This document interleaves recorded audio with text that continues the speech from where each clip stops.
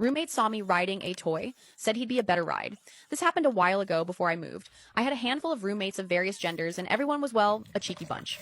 It was not uncommon to see someone dragging a stranger home from a bar, so when I messed around with myself, I wasn't exactly quiet about it. I was bouncing on my toy, trying to reach that spot inside of me that made me go crazy, but it was always so difficult by myself.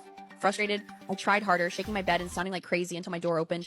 One of my male roommates was standing there in his boxers, and his eyes watched me, completely without clothes with a toy buried in my kitty. Having trouble? He asked. I pouted, not wanting to admit that yes, I in fact was having a lot of trouble. He smiled, reading my expression, and closed the door behind him. He came to my bed and sat beside me. I know a much better DE you can bounce. Immediately, I was soaked with thirst. I slid the toy out of me, and he pushed down his boxers, revealing a giant beating D. He took my hips in his hands and set me on his lap. His D pressed against my kitty, and then as he eased me down, he pushed inside of me. The difference was instantly recognizable. A toy can do a lot, but there's nothing like a flesh and blood D to bounce.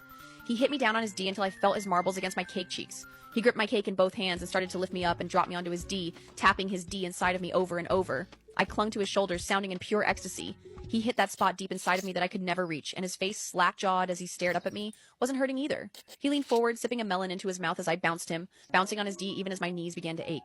I didn't care. I wanted my satisfaction. Then he grabbed me and flipped us over, pushing my back into the sheets. His feet were still on the floor, giving him leverage as he hit into me. My legs were wrapped over his shoulders, my fingers balled up the sheets, and I threw my head back, screaming his name as he pushed me to the absolute limit. I dissolved into tremors and shakes as I came on his D, collapsing to the bed, completely exhausted. He still kept going, hitting into me while kissing the side of my throat until finally he nutted.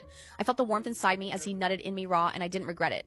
It felt good to be used and pleasured by him, and I wanted more. How could I ever go back to toys when I had him at my place all the time? Just call me, he said as he pulled out. The next time you need to bounce a real D.